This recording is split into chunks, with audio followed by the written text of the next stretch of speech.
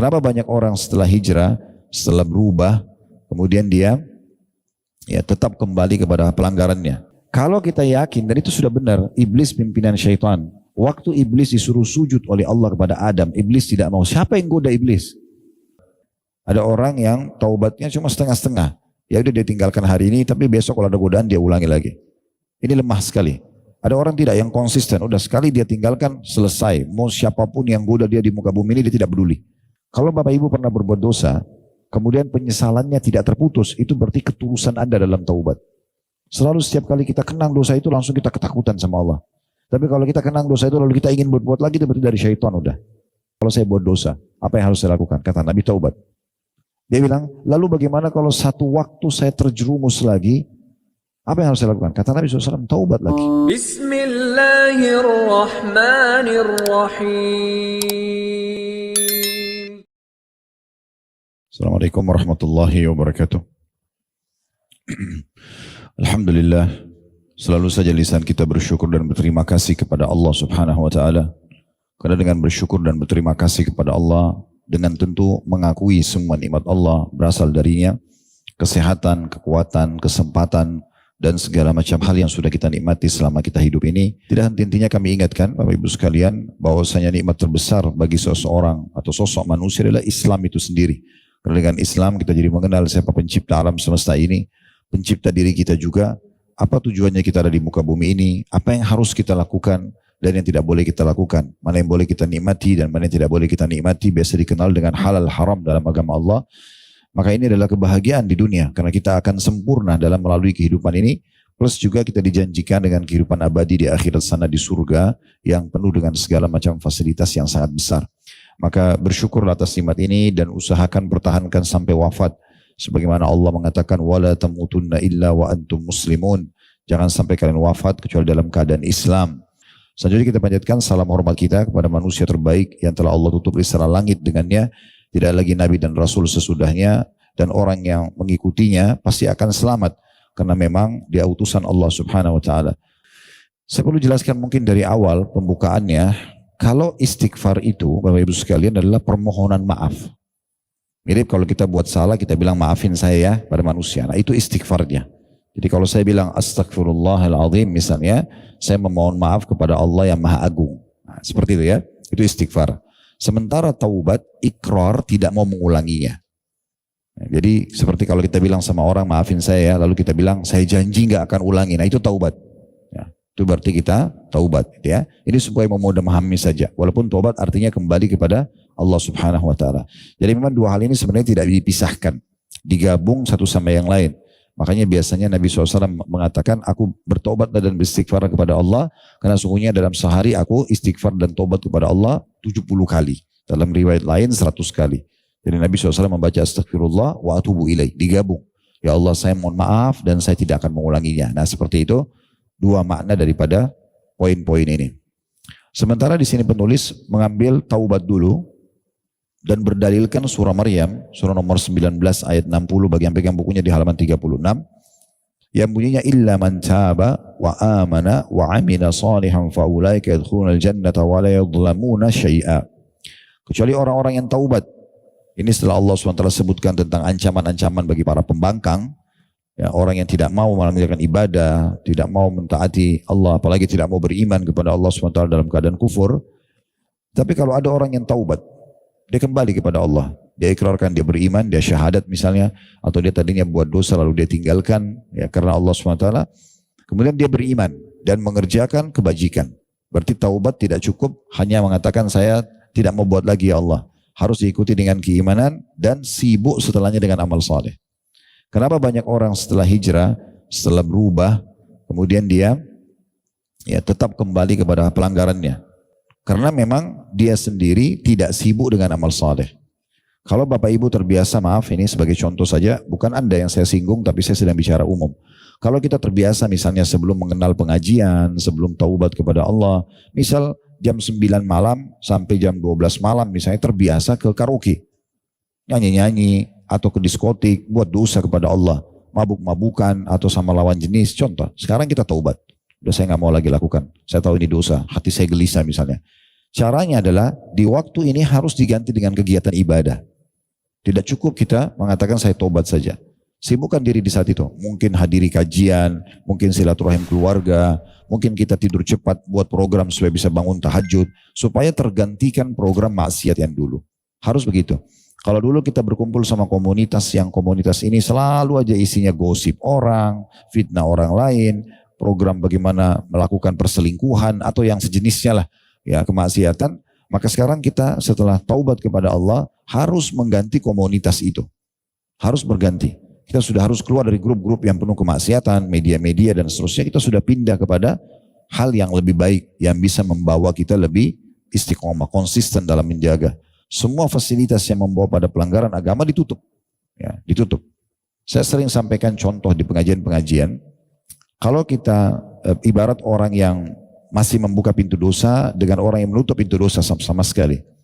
Dua-duanya ini bisa dimasuk dalam kategori taubat, gitu ya. Ada orang yang taubatnya cuma setengah-setengah. Ya udah dia tinggalkan hari ini, tapi besok kalau ada godaan dia ulangi lagi. Ini lemah sekali. Ada orang tidak yang konsisten, udah sekali dia tinggalkan selesai. Mau siapapun yang goda dia di muka bumi ini dia tidak peduli. Walaupun nyawanya harus terengut, dia tidak peduli. Yang penting dia dalam kondisi taubat gitu ya. Dia dalam kondisi betul-betul kembali kepada Allah Subhanahu wa taala. Nah, ini beda. Contohnya adalah ibarat kalau kita punya rumah, kemudian jebol temboknya. Ruangan ini misalnya jebol, bagian tengah jendela ini jebol misalnya, nggak ada. Anggap ini rumah kita. Maka solusi agar tidak masuk serangga, tidak masuk udara dingin, tidak masuk hujan itu ada dua. Ya, maksudnya kita tidak kena itu ya. Kita tidak kena, bukan masalah masuk, mungkin masuknya bisa saja. Yang pertama, ini adalah contoh yang pertama tadi. Orang yang hari ini taubat, tetapi dia besok bisa saja ngulangin lagi. Orang yang tidak peduli dengan jebolan ini. Orang cuma peduli dengan dirinya sendiri. Ya udah dia pakai selimut saja. Dia pakai selimut pikirnya sudah saya nggak kena dingin, saya bisa selamat dari nyamuk misalnya. Ya. Tapi dia lupa kalau dia tidur bisa saja tersingkap selimutnya, dia kedinginan dan bisa digigit oleh serangga. Kenapa? Karena sumber utamanya nggak ditutup. Dia cuma selamatkan dirinya. Nah ini ibaratnya orang yang tahu ini udah nggak boleh, tapi masih bersama dengan komunitas teman-temannya yang rusak, masih ada di grup yang selalu bicara masalah gosipin orang dan segala macam begitu. Jadi dia kapan dia lalai sedikit dia pasti terpengaruh. Gak mungkin tidak. Gitu. Atau cara yang kedua efektif, gak perlu pakai selimut, tutup tembok itu, lubangnya ditutup, beli jendela tutup, atau pasang hebel batu bata tutup, selesai. Kalau kita tutup sumbernya, angin gak masuk, serangga gak masuk. Biar juga kita gak pakai selimut gak masalah. Maksudnya apa? Tutup semua sumber-sumbernya itu. Gak ada lagi di grup-grup itu, gak ada lagi sama komunitas. Tapi Ustaz nanti kita dikira sombong. Enggak, tetap kita say hello oke. Gak apa-apa. Kenal orang oke. Tapi gak jadi lagi sahabat. Kita keluar dari grup itu, kok kamu keluar kamu sombong sekali? Bukan, saya ada kesibukan. Saya takut tadi saya gak bisa update di grup itu. Gak apa-apa. Keluar saja dari situ. Nanti kalau butuh apa-apa japri saya aja ya. Udah selesai. Karena selama kita masih ada di grup itu, kita pasti terpengaruh. Tiap hari mereka update macam-macam di situ. Ya, kirim foto, kirim ini, kirim itu. Yang cerita maksiatnya, yang cerita selingkuhannya, yang cerita tentang minuman kerasnya, narkotikanya, dan segala macam hal. Gitu kan? Itu maksiat terjadi di situ, maka kita terlibat. Ya. Maka yang paling efektif adalah tutup lubangnya. Udah selesai. Ya, mau orang bilang apa terserah. Makanya di masa Nabi Muhammad SAW ada seorang wanita, dia berzina, ya, kemudian dia bilang, ya Rasulullah, hukum saya. Saya udah berzina, dia punya suami, dia selingkuh. Sampai hamil kalau ingat saya. Akhirnya dia datang kepada Nabi, dia betul-betul merasa bersalah, dia nggak mau kecuali harus dirajam. Dia minta dirajam, dihukum mati. Itu di zaman Nabi dalam hadis Bukhari. Maka Nabi SAW sempat mengatakan, kamu dalam kondisi hamil, pulanglah. Coba berikan dulu hak bayi itu, sampai kau melahirkan. Sebenarnya ada sebagian ulama memberikan isyarat dalam riwayat ini. Nabi mengatakan kamu taubat saja, jangan datang melapor kepada saya. Kalau memang kau betul-betul mau kembali ke jalan Allah sudah, gitu kan? Jangan ulangi lagi. Tapi wanita ini rupanya selama 9 bulan gelisah. Dia tetap merasa berdosa. Dia kembali lagi, mengatakan ya Rasulullah, anak ini sudah lahir, hukum saya. Hati saya tidak tenang. Betul-betul dia tidak peduli lagi dengan perkataan orang. Bagi dia jangan sampai nanti Allah hukum marah sama saya masuk neraka nih. Ya. Maka Nabi bilang anak itu, bayi itu baru lahir. Berikan haknya. Dia disapi, ya, diberikan air susu, dirawat 2 tahun. Maka dia pulang, dirawat sama dia. Setelah 2 tahun masih datang. Perempuan lalu mengatakan, ya Rasulullah, sudah selesai berikan hak ini. Hukum saya nggak tenang. Maka Nabi SAW suruh sahabat rajam. Kalau Bapak Ibu pernah berbuat dosa, kemudian penyesalannya tidak terputus, itu berarti ketulusan Anda dalam taubat. Selalu setiap kali kita kenang dosa itu langsung kita ketakutan sama Allah. Tapi kalau kita kenang dosa itu lalu kita ingin buat lagi, itu berarti dari syaitan udah. Nah itu tergantung kadar keikhlasan kita dalam taubat kepada Allah Subhanahu wa taala. Nah ini perlu untuk digarisbawahi. Makanya Allah Subhanahu wa taala menyebutkan dan menggabungkan sini orang yang taubat harus diikuti dengan keimanan plus amal saleh. Sibuk dengan kebaikan-kebaikan sesudahnya, ya. Maka mereka itu kata Allah akan masuk surga dan tidak dizalimi atau dirugikan sedikit pun. Karena kesalahannya sudah dimaafkan. Sebagaimana sabda Nabi SAW, at-taibu minadz-dzambi kaman la dzambalah. Orang yang taubat dari satu perbuatan salah, maka dia bersih seakan-akan tidak pernah punya dosa sebelumnya. Asal dia tulus, ya. Maka akan dibersihkan oleh Allah Subhanahu wa taala. Dan orang yang berbuat dosa, kemudian dia penuhi 3 syaratnya. Sebagaimana kata Imam Nawawi rahimahullah, syarat taubat ada 3. Dia meninggalkan dosa itu seketika. Dosa apa saja? Tinggalkan langsung. Lagi zina, lagi bohong, lagi mabuk, narkotika, berhenti. Total. Gak mau tahu lagi. Mau satu dunia ini jutaan orang datang goda lagi, dia gak mau tahu. Yang kedua, sesali. Penyesalannya harus dipelihara itu. Jangan nyesal sekarang, besok kembali ulangi. Tidak, memang penyesalan itu pada saat kita lagi nangis, takut sama Allah, itu dijaga. Terus kita jaga. Ya, kalau perlu ada rekaman kita, ya, kita rekam diri kita sendiri pada saat kita lagi taubat kepada Allah. Supaya kita bisa lihat lagi, oh itu dulu waktu saya nangis sama Allah. Hanya untuk kita pribadi saja. Untuk menguatkan itu. Karena memang penyesalan ini harus kontinu. Kapan dia kendor, kita bisa terjerumus lagi. Dan dosa ini kan bahasa Indonesianya itu sebenarnya pelanggaran ya. Pelanggaran berarti sangat dekat dengan konsekuensi hukuman. Walaupun ada kemungkinan dimaafkan. Dan yang ketiga, berjanji sama Allah tidak akan mengulanginya. Dia bertekad sama Allah, ya Allah saya tidak akan ulangi. Nah gitu ya. Nah kalau 3 ini terpenuhi kata Imam Nawawi rahimahullah, diterima taubatnya. Sekarang contoh kasus, ada orang penuhi 3 syarat ini. Dia bertobatlah. Misal dia pernah berzina di umur 17 tahun. Lalu dia tobat. Dia menikah, dia jalani kehidupan segala macam. Di umur 50 tahun misalnya, dia tergoda, dia terjerumus dalam dosa lagi. Tapi dia tidak programin dari awal. Apa yang harus dilakukan? Sama, taubat lagi. Karena dia tidak niat dari awal ini. Dia tidak niat. Karena kalau di awal tadi di umur 17 tahun ada salah satu dari 3 syarat ini dia tidak penuhi. Misal contoh, dia tinggalkan dosa itu. Dia sesali. Tapi dia belum bertekad. Seakan-akan kalau laki-laki itu atau perempuan itu kembali sama saya zina lagi. Nah misal contoh. Wa na'udzubillah, berarti taubat pertama belum diterima. Karena masih ada yang belum dipenuhi syaratnya. Tapi kalau sudah penuh 3-3-nya, dia betul-betul jalani kehidupannya dengan iman. Satu waktu syaitan goda dia terjerumus lagi. Apa yang harus dilakukan? Taubat lagi. Taubat lagi di umur 50 tahun, misalnya dia taubat lagi nasuha. Ya. Tapi betul-betul dia taubat yang benar gitu. Makanya pernah ada sahabat mengatakan, sahabat ini bukan pelaku dosa. Cuma dia bilang gini, ya Rasulullah, kalau saya buat dosa, apa yang harus saya lakukan? Kata Nabi, taubat.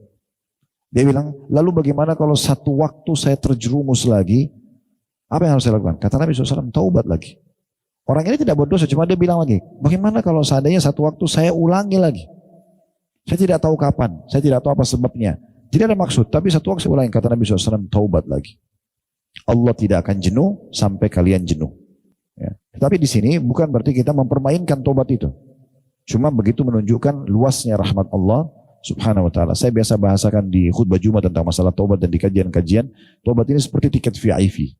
Allah kasih kita. Bayangkan kita berbuat dosa 10 tahun, 20 tahun dengan taubat nasuha. Mungkin cuma setengah jam, mungkin cuma 20 menit. Kita nyesal sama Allah, kita janji sama Allah. Dan ketika terus Allah bersihkan semua. Itu kan luar biasa itu. Ya.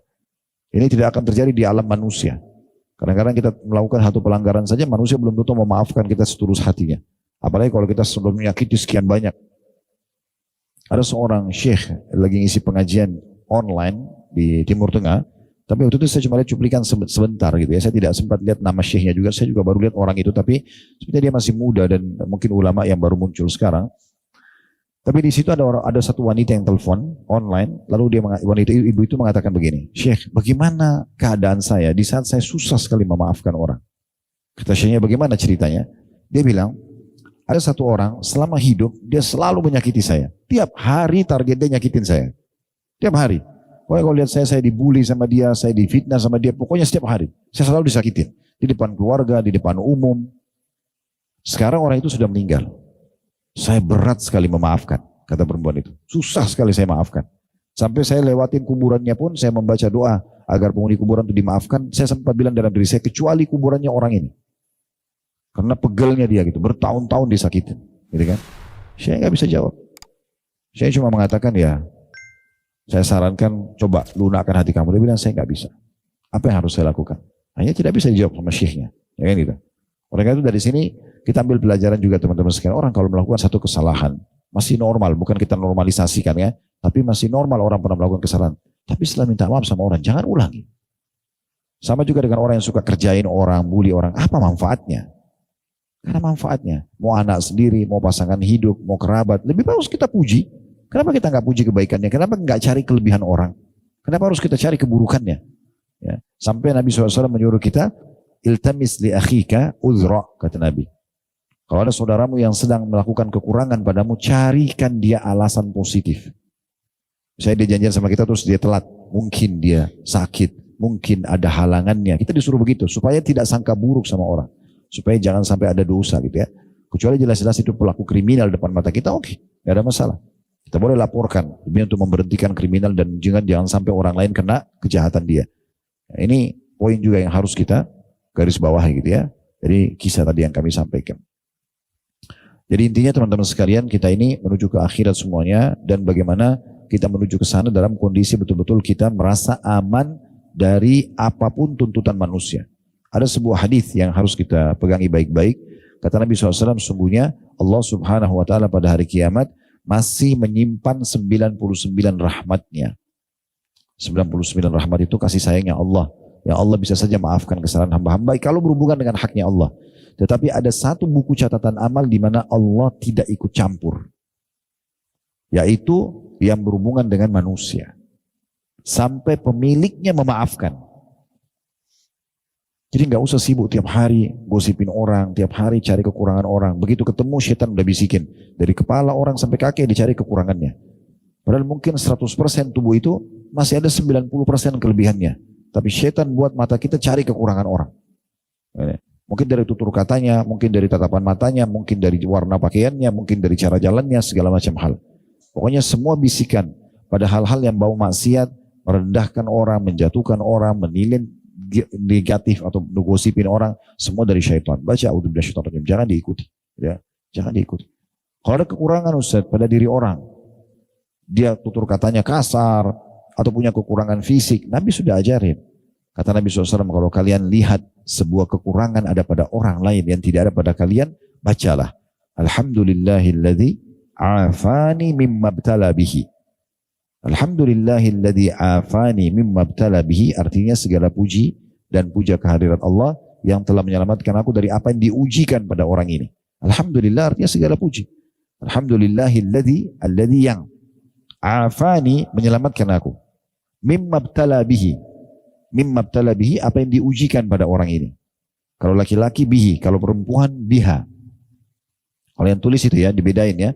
Kalau ditulisannya bihi itu laki-laki, kalau biha perempuan, kan harus diganti. Kalau kita lihat ada kekurangan fisik, kekurangan apalah, mental, moral, dan segala macam pada diri seseorang, tidak ada pada kita, kita bersyukur. Ya, kalau laki-laki kita bilang, alhamdulillahilladzi afani mimma btala bihi. Kalau perempuan, alhamdulillahilladzi afani mimma btala biha. Ya. Itu potongan doa, masih lanjut lagi, wa faddalani, dan telah melebihkan aku. Wa faddalani, saya ulangi lagi doanya ya. Wa faddalani ala kathirin mimma khalaqa tafdila. Wa faddalani, dan telah memberikan atau melebihkan aku ala kathirin, dari banyak sekali, mimma khalaqa tafdila, dari yang telah dia ciptakan gitu ya, dengan kelebihan yang banyak. Jadi doa ini perlu dihafal dan diamalkan. Alhamdulillahilladzi afani mimma btala bihi, kalau laki-laki, biha kalau perempuan.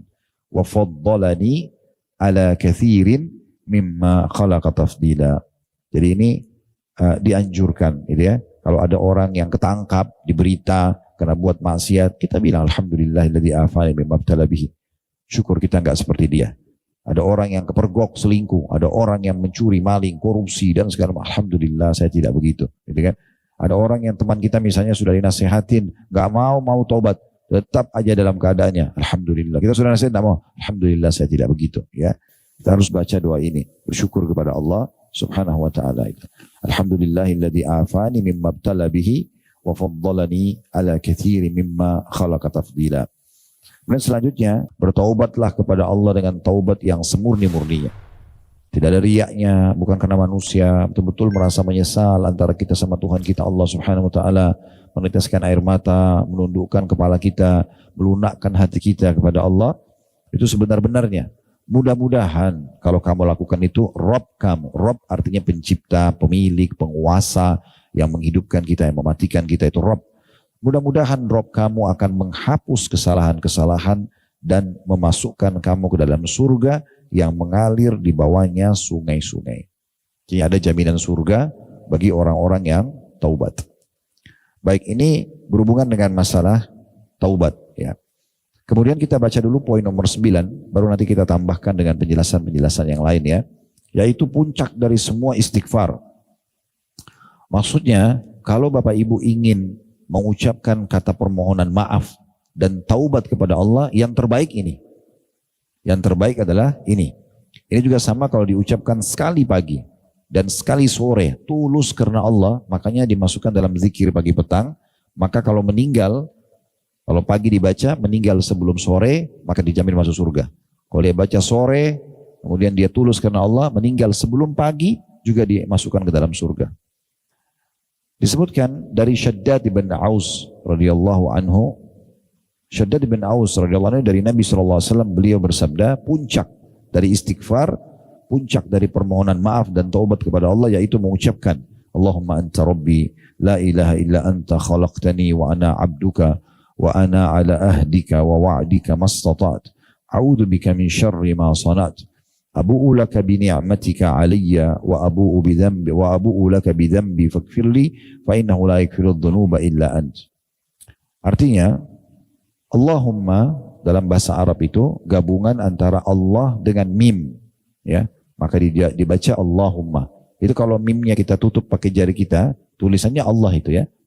Jadi Allahumma itu gabungan antara Allah dengan huruf mim, itu artinya ya Allah, seruhan. Allahumma anta rabbi, engkau Robku. Makna Rob adalah pencipta, pemilik, penguasa.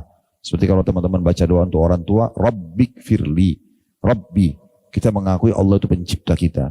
Yang membuat mata kita, mulut, hidung, kulit, rambut, segala macam. Yang menghidupkan, yang mematikan, yang menurunkan hujan, yang memberikan rezeki dan segala macam. Itu Rob. Maka di sini kita memanggil Allah dan kita akui Allah sebagai pencipta kita. Ya Allah, engkaulah Robku. Lalu kita kuatkan lagi, La ilaha illa anta. Tidak ada Tuhan atau ilah yang berhak disembah kecuali engkau. Khalaqtani, engkau telah menciptakanku. Makna menciptakan dari tidak ada menjadi ada. Kemudian dikatakan wa ana abduka, dan aku mengakui kalau aku adalah hambamu.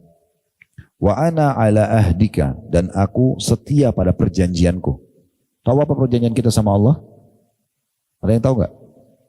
Jadi pada saat Nabi Adam alaihissalam, ayah kita diturunkan di bumi, Nabi Adam didatangkan ke lembah Na'man namanya, ya, di sekitar wilayah Arafah. Lembah ini waktu itu Allah Subhanahu Wa Taala mengeluarkan dari tulang belakangnya Nabi Adam semua keturunannya, termasuk kita semua ini. Tapi dalam bentuk ruh, semuanya Allah keluarkan. Semuanya sudah pernah hadir di lembah Na'man namanya. Dari anak pertama Nabi Adam sampai manusia terakhir yang nanti lahir sebelum hari kiamat. Itu Allah sebutkan dalam Al-Quran. Lalu Allah mengatakan, Alastu bi rabbikum, bukankah aku Tuhan kalian? Semua kita mengatakan, qalu bala syahidna. Benar, kami bersaksi tentang itu. Mungkin ibu-ibu bilang atau bapak mengatakan, saya tidak ingat Ustaz. Tidak ada yang ingat itu. Memang tidak ada yang ingat. Karena itu sebelum kita dilahirkan. Tetapi ulama mengatakan, dari mana kita tahu ada perjanjian ini? Adanya potensi dalam diri kita. Apa yang membuat sekarang Bapak Ibu mau dengar ceramah ini? Apa yang membuat saya mau datang menyampaikan ceramah ini? Karena ada perjanjian itu. Ada potensi dalam diri kita untuk mengenal Tuhan kita. Kenapa kita kalau diingatkan ada Tuhan Allah? Kenapa kita diingatkan untuk sholat, untuk zakat, untuk haji, untuk umroh? Kita diingatkan surga. Kita tidak pernah lihat surga. Diingatkan neraka. Kenapa kita mau surga? Kenapa kita takut neraka? Karena ada potensi itu. Ada perjanjian itu. Orang-orang yang menjadi muslim, lahir dalam keadaan muslim, atau dia dapat hidayah setelah dewasa mu'allaf masuk Islam, maka dia tinggal lanjutkan saja potensi dalam dirinya itu. Kalau orang tidak mengenal Islam, maka potensi mengenal Tuhannya ada, tapi dia tidak tahu kemana. Maka dia larikan Tuhan ke pohon, ke patung, ke dewa-dewa. Jadi manusia itu punya potensi mengenal Tuhan. Cuma kelebihannya kita, kalau muslim sudah langsung terarahkan kepada Tuhan yang benar. La ilaha illallah. Nah seperti itu. Makanya kita bilang, wa ana ala ahdika. Dan aku setia pada perjanjianku. Maksudnya setia mengakui kau sebagai Tuhan. Dan akan mengikuti perintahmu, meninggalkan laranganmu. Pernah nggak rasakan Bapak Ibu sekalian kalau yang sudah konsisten kerjakan sebuah ibadah. Contoh misalnya di sini Bapak Ibu sudah rutin jaga sholat 5 waktu. Pernah nggak satu waktu ketiduran kebablasan lewat waktu sholatnya. Terus muncul rasa menyesal. Pernah nggak? Itu potensi itu ada kan? Kalau tidak ada potensi kita mengenal Tuhan tidak ada penyesalan. Pernah nggak merasakan mau buat dosa, entah apa itu jenisnya, tapi ada rasa takut untuk melakukannya? Pernah? Nah perasaan itu potensi mengenal Tuhan. Karena kalau tidak ada kita nggak mungkin, sudah nggak ada batasnya orang kalau tidak mengenal Tuhan. Kan itu, dia akan melakukan apa saja. Kenapa kita tidak mau atau ada orang yang masih ragu untuk membunuh orang lain, untuk mencuri? Bukan cuma sekedar takut sama manusia, tapi dalam dirinya itu ada potensi mengenal Tuhan. Semua itu maksud dalam makna ini. Semua itu masuk dalam makna ini. Kemudian dikatakan aku akan setia pada perjanjianku. Lalu kita mengatakan mastata'tu. Ini Allah yang ajarkan. Sesuai dengan kemampuanku. Ya. Jadi aku akan setia pada perjanjianku kepadamu semampuku. Karena manusia punya batas. Ada saatnya kita sakit, ada saatnya kita lupa, gitu ya. Ada saatnya kita, ya, misalnya pingsan, segala macam hal itu ya, bisa terjadi. Kemudian kita mengatakan, a'udzubika min syarri ma sana'tu. Aku berlindung kepadamu dari kejahatan perbuatanku. Berarti ini menandakan teman-teman sekalian, bisa saja kejahatan potensi dalam diri kita ini mengalahkan diri kita. Kenapa ada orang dia masih memilih tidur daripada sholat tahajud, padahal dia tahu dengan sholat tahajud doanya mustajab. Kenapa orang masih ada memilih untuk tidak puasa sementara ada kesempatan puasa, bersedekah sementara dia tahu keutamanya tapi dia lebih pilih untuk tidak memberi, ya? Karena memang ada potensi kejahatan dalam jiwa. Makanya kita minta sama Allah dijauhkan. Saya pernah jelaskan di kajian kita, saya ingatkan kembali. Yang saya tanya Bapak Ibu sekalian, yang goda kita ini siapa? Supaya buat dosa. Syaitan, ya. Kenapa ragu jawabnya? Siapa pimpinannya syaitan? Yakin? Oke, kita sepakat ya. Berarti syaitan yang menggoda pimpinannya iblis. Itu sudah benar, sampai sudah gak usah khawatir. Ya. Cuma yang saya mau tanya begini.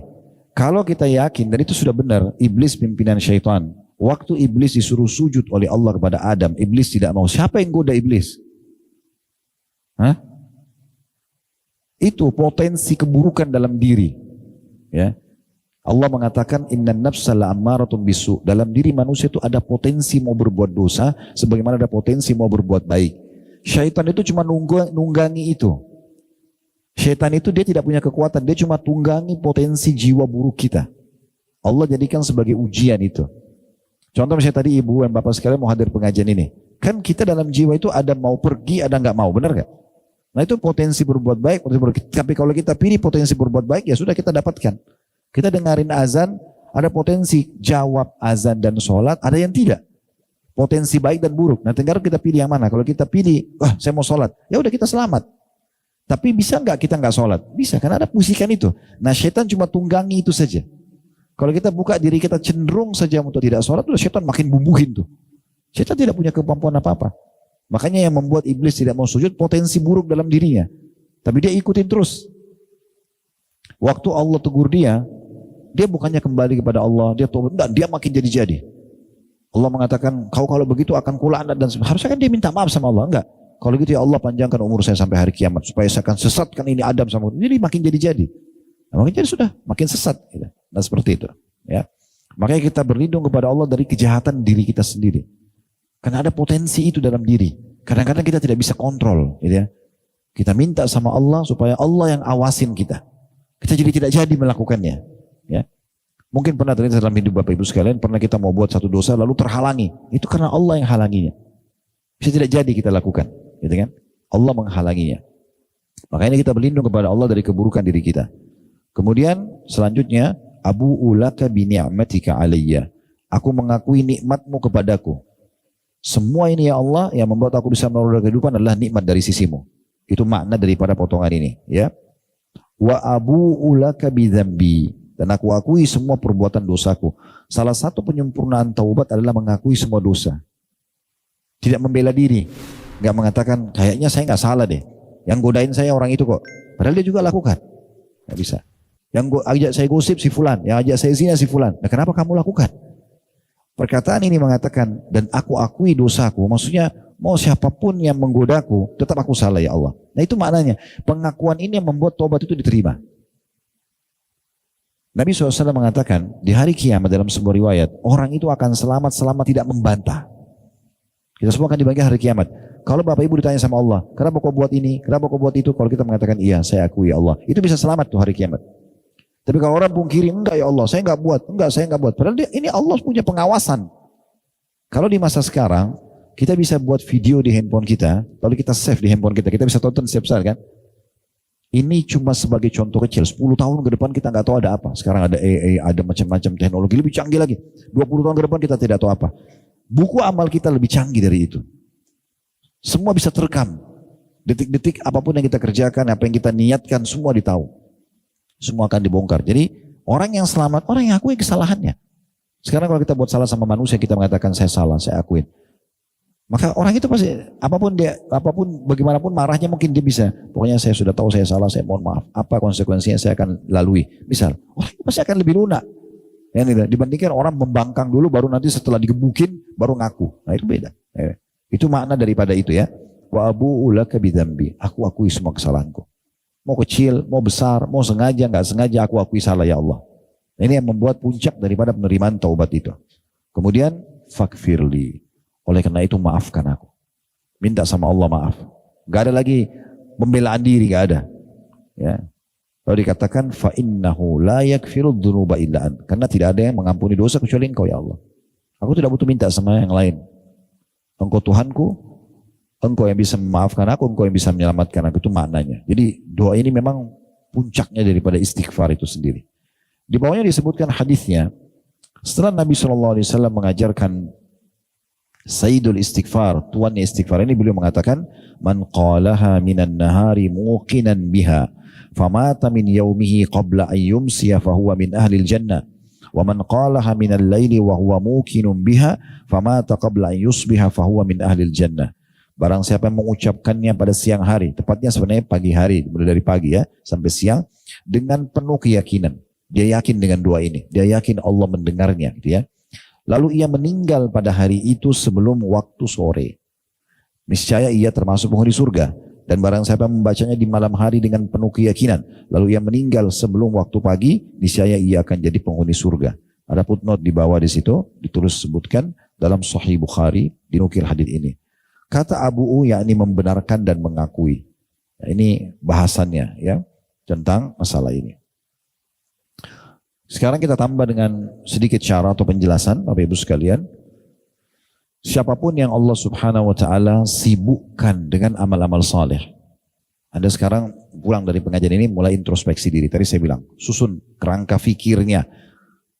Mulai dari semua ibadah yang sudah kita konsisten dulu. Kalau perlu ambil sebuah kertas, tulis ibadah yang konsisten, di garis tengah dibagi dua kertas itu ibadah yang tidak konsisten. Konsisten apa? Ibu lebih tahu, bapak lebih tahu. Sholat 5 waktu. Oke, selama ini kita sudah azan langsung sholat gitu ya. Oke, ditulis sholat 5 waktu. Di bawahnya misalnya apa? Sunnah rawatib. Saya sholat qobliyah dan ba'diyah. Memang selama ini bapak ibu masya Allah sudah tahunan kerjakan. Oke, sholat sunnah rawatibnya. Sholat duha. Sholat malam. Apalah kira-kira yang kita konsisten ya. Sudah tulis semuanya. Ingat saja. Kemudian yang kedua di sebelahnya yang tidak konsisten. Baca Quran misalnya. Tadabburi ayat Quran. Misalnya hafal Quran. Ini masih kendor ya. Apalagi bakti sama orang tua. Jenguk orang sakit misalnya gitu ya. Apa saja itu. Nah setelah kita susun begitu. Yang ini yang kita sudah konsisten tinggal pertahankan. Yang kita belum konsisten dilihat skala prioritasnya. Mana kira-kira yang kita mau mulai perbaikin. Jangan langsung semuanya. Dicicil aja. Misal contoh tadi diantara yang kita tidak konsisten, misal contoh kita belum konsisten di baca Quran. Oke, mulai hari ini saya akan baca Quran. Konsisten ya. Baca aja dulu. Ngerti nggak ngerti artinya nggak apa-apa. Kemudian baca dulu, gitu kan? Dibaca mulai dan niat mengkhatamnya. Berurut dari surah Al-Fatihah, Al-Baqarah, Al-Imran, An-Nisa, Al-Ma'idah, Al-An'am, terus begitu sampai surah nomor 119, An-Nas gitu ya. Dibaca, konsisten, baca. Saya itu hari waktu kita bahas tentang poin membaca Quran, saya sudah sampaikan ada satu aplikasi namanya Nakhtim, ya kalau masih ingat ya. Itu logonya hijau, tulisan bahasa Arab, Nun, Kha, Ta, Mim, Nakhtim ya. Saya bukan pemilik aplikasi, tapi saya pernah dikirimin oleh anak saya. Tidak sengaja saya buka berapa tahun lalu, saya lihat kok bagus banget. Jadi kita kalau masuk di situ, kita pilih surah, pilih qari, siapa yang kita mau pilih dari banyak pilihan nama-nama qari'nya. Terjemahan juga bahasa Indonesia bisa dipencet, dipilih maksud saya. Setelah itu nanti setiap kali kita tutup handphone, buka lagi layarnya langsung menyambung di ayat terakhir yang kita baca. Sehingga kita bisa mengkhatamnya. Dia cuma menyambung ayat terakhir. Misalnya kita sudah baca Al-Baqarah ayat 101. Jadi kalau kita tutup handphone, kita buka lagi, nyambungnya Al-Baqarah 102. Nah, itu terus sampai kita menyelesaikan. Nah ini satu poin yang bagus kalau menurut saya. Tapi Bapak Ibu tentu bebas milih aplikasi yang mana saja. Intinya tadi misalnya di antara ibadah yang kita belum konsisten itu baca Qur'annya. Nah mulai perbaikin di situ. Mulai. Dan ingat, dalam memperbaiki dan menerapkan sebuah ibadah dipaksa. Harus paksa. Gak boleh tidak. Karena syaitan akan mencari kelalaian kita. Di mana kita malas, mana kita tidak mau, itu dikurutin sama dia. Dipaksa. Mulai sekarang harus baca Quran. Saya nggak mau tahu. Gitu kan. Mulai komitmen. Baca Quran. Ya. Dan sesuatu itu akan jadi mudah kalau sudah jadi kebiasaan. Dia sulit kalau belum jadi kebiasaan. Ya. Kalau sudah 3 hari, 5 hari, 1 minggu. Selalu aja buka handphone langsung nyambung ayat lagi kita baca. Mau buka WA. Anggaplah 1 hari kita buka 30 kali WA kita. Jadi 30 ayat kita bisa baca. Walaupun cuma 1 ayat gitu ya, contoh misalnya. Belum lagi kalau Anda mau kembangkan dengan misalnya, kalau saya pakai dalam mengkhatam Al-Quran dalam sholat juga gitu ya. Contoh misalnya di sholat malam, habis sholat 5 waktu, Anda komitmen. Kalau setiap kali buka WA di kendaraan misalnya, ada muncul ayat, baca 1 ayat. Baru baca WA, baru aktivitas kita. Bisa juga misalnya habis sholat 5 waktu, kita komitmen, khusus ini kita baca 5 ayat aja. Di aplikasi yang sama tadi Nakhtim itu misalnya, habis sholat subuh, selesai zikir habis sholat, langsung kita buka handphone misalnya, baca 5 ayat. Tutup lagi handphonenya. Tapi dia lebih banyak dibandingkan kalau kita buka-buka biasa. Itu berarti kalau 5 ayat per 1 sholat, kali 5 kali sholat wajib, berarti ada 25 ayat tambahan. Itu kalau terus akumulasi di sholat tahajud, saya pernah sampaikan, sudah ada fatwa ulama, membolehkan kita sholat malam sambil pegang handphone. Ya, lihat aplikasi ayat atau pegang mushaf. Ya, jadi kalau kita sholat tahajud misalnya, Bapak Ibu bisa lihat aplikasi Al-Quran, lanjutin. Tadi misalnya di aplikasi Nakhtim itu, Anda sudah sampai di Al-Baqarah 105. Nah Anda tinggal lanjut saja di sholat tahajud. Per rakaatnya saya mau tambah 5 ayat misalnya. Atau 10 ayat per rakaat. Ya. Sehingga Anda nanti di rakaat pertama baca 10 ayat. Pada saat mau ruku, tutup aja handphonenya. Kemudian kita ruku, sujud segala macam. Berarti di rakaat kedua buka lagi. Tapi saya pakai password Ustaz. Ya sebelum sholat tahajud, passwordnya dibuka aja dulu. Kalau saya pakai password. Jadi nanti kalau buka handphone sudah langsung nyambung gitu kan. Khusus untuk sholat. Nanti kalau mau ditutup lagi karena menjaga rahasia privasi Anda, silakan setelah sholat. Pas mau sholat buka aja sebentar, hapus dulu, nggak usah pakai pin dulu gitu kan. Atau handphone di tangan kita, jadi gampang. Sehingga akhirnya Bapak Ibu bisa terus baca. Nanti berdiri rakaat kedua tinggal buka, oh sudah langsung sambung. Misalnya tadi kalau kita baca 10 ayat dari 101 Al-Baqarah 100 sampai 110. Kita sudah sambung 111 sampai 120 di rakaat kedua. Begitu terus sampai selesai. Ini lama-lama kita khatam Quran gitu kan. Itu baru kita baca tahajud. Belum kalau kita, ibu-ibu misalnya di rumah lagi sholat duha. Ya. Dan perlu Anda ketahui sholat sunnah boleh sambil duduk ya. Kayak misalnya Anda belum sholat duha di rumah tadi. Lagi menuju ke kajian ini di mobil. Duduk sambil duduk sholat duhanya. Kalau sholat sunnah boleh dikerjakan berdiri atau duduk tanpa ada udzur. Boleh, tanpa udzur boleh. Misalnya kita lagi sholat ba'diyah isya. Aduh saya kayaknya capek banget. Saya sholat sambil duduk. Sunnah boleh. Tapi kalau sholat wajib nggak boleh. Sholat wajib harus ada udzurnya baru boleh duduk. Ya. Tapi kalau sholat sunnah boleh. Cuman memang pahala orang sholat duduk setengah orang yang sholat berdiri. Tapi boleh dikerjakan duduk. Ya. Orang kalau sholat sunnah. Makanya Aisyah berkata radhiyallahu anha, jangan pernah kalian tinggalkan sholat tahajud. Karena Rasulullah SAW tidak meninggalkannya. Dan kalau beliau betul-betul sangat letih, maka beliau mengerjakannya sambil duduk. Nabi SAW pernah sholat malam sambil duduk. Kalau betul-betul beliau sakit atau letih, maka beliau lakukan itu. Nah ini yang bisa kita lakukan gitu ya. Jadi ini saran saya yang pertama, sebentar pulang, coba diaplikasikan sederhana. Ya, kalau mau dijalankan insya Allah positif. Kertas, Mungkin buku-buku yang Anda pakai tulis ini dibagi dua, tulis ibadah yang konsisten, ibadah yang belum konsisten. Nah, kita sekarang fokus yang tidak konsisten itu. Pilih skala prioritas yang mana, nah itu nanti yang kita perbaikin. Ya, ingat firman Allah Subhanahu Wa Taala dalam surah Al-Anfal, "Walladzina jahadu fina lanahdiyannahum subulana." Orang-orang yang memaksakan diri ke jalan-jalan kami akan pandu dia ke jalan-jalan kami. Ya, jadi kita memang harus paksakan mulai buat program. Tapi ini jadi target ya. Misalnya baca Quran tadi, nanti kita pindah lagi minggu depan ibadah apa yang masih kendor lagi nih, sholat duha mulai kita kerjakan. Cicil nggak apa-apa, 2 rakaat dulu. Nanti kalau sudah berjalan seminggu tambah 4 rakaat ya. Anda targetnya berapa? Sholat duha 8 rakaat Ustaz. Oke 8 rakaat. Begitu sudah 8 rakaat, pindahkan ke list bagian sebelah. Konsisten, tinggal dijaga. Gitu kan. Seperti itu. Dan kita harus buat program ini. Ini yang pertama. Yang kedua, mulai sekarang memang sudah harus memilah komunitas. Harus memilah komunitas. Gak boleh kita biarkan. Ya. Berteman sama orang yang buruk ini pengaruhnya besar. Berteman sama orang yang baik juga pengaruhnya besar. Sekarang saya tanya Bapak Ibu sekalian, tidak usah lihat saya. Bukankah kalau kita dulu dalam ilmu begini ada perubahan dirasakan? Ada pengaruhnya nggak saya ngomong ini? Baik, bisa merasakan ada tambahan ilmu, tambahan iman ya. Nah, bayangkan kalau yang duduk di tempat saya ini adalah ahli maksiat, naudzubillah. Dia cerita tentang kelebihan dia ke diskotik, dia zina. Ada pengaruh nggak? Ada, pasti ada pengaruh. Nggak mungkin tidak. Ya, jadi kita harus memang membentuk komunitas kita, selamatkan diri kita, nggak bisa. Nggak usah jadi pahlawan kesiangan. Oh, enggak nanti saya jadi penyebab hidayah teman saya. Itu omong kosong. Bisa saja dia dapat hidayah, bisa kita yang terpengaruh. Terus Ustaz, masa saya harus kurung diri saya? Enggak, silakan. Saya bilang tadi say hello, oke, silakan. Kenal orang semua boleh, tapi jadi sahabat tempat kita bicara setiap hari tidak. Kalau saya pribadi, sampai hari ini, kalau Bapak Ibu tanya, Ustaz siapa sahabatnya? Hitung jari, mungkin 1 atau 2 orang saja. Saya nggak banyak. Itu kebanyakan pun yang saya jadikan sahabat guru-guru saya. Kalau orang-orang yang seperti saya jarang, saya kenal ya. Tapi sahabat gak ya, saya komunikasi tiap hari. Saya targetnya harus orang lebih tinggi imannya, lebih tinggi ilmunya, lebih baik amal solehnya, supaya saya terpengaruh. Karena saya kalau ngobrol sama mereka, ngobrolnya pasti tentang tafsir ayat, tentang sebuah kisah yang menyentuh, tentang peringatan apa gitu kan, potongan ceramah kami saling berbagi. Saya kadang-kadang kalau ketemu sama sahabat saya, pasti kami janjian. Hari ini siapa yang lebih dulu memberikan nasihat? Kadang-kadang dia memulai atau saya memulai. Apa saja yang Allah mudahkan kita saling menasihatin gitu. Salah satu sahabat saya, Dr. Hussein Hafidahullah di kota Madinah, walaupun kami berjauhan negara, tapi kami bersahabat dekat. Kita sudah sepakat untuk saling mencintai karena Allah. Jadi kalau ngobrol sama saya pasti, siapa yang memberikan nasihat lebih dahulu, kita tahu giliran. Tadi kebetulan pas giliran saya nggak tahu sebenarnya, belum berpikir untuk nasihat. Tapi tiba-tiba waktu dia bilang sama saya, coba sekarang giliran kamu Khalid. Baik. Kami semua kalau di Saudi tidak asing dengan nama Syekh bin Baz, rahimahullah, seorang ulama besar mufti di Saudi. Mata beliau buta tapi ilmunya sangat luas. Sampai sekarang jadikan rujukan tentunya, walaupun beliau sudah meninggal. Pernah jadi mufti Saudi. Saya sempat tanya beliau pada saat itu, saya bilang, menurut kamu, setelah Iblis sudah meninggal, Syekh bin Baz itu di mana sekarang? Maksudnya dia ke surga atau ke neraka nih? Lalu dia bilang, tentu saja secara teori agama ke surga. Selama hidupnya menjadi mufti Saudi, selalu jaga sholat, ilmunya nyebar di mana-mana, murid-muridnya sekarang ngajar di mana-mana. Terus saya bilang sama dia, itu kenapa? Dia bilang karena amal solehnya, karena ilmunya. Maka saya bilang sama dia, nasihat saya hari ini untuk saya sama kamu adalah bagaimana kita menjadi seperti Syekh bin Baz sebelum kita meninggal.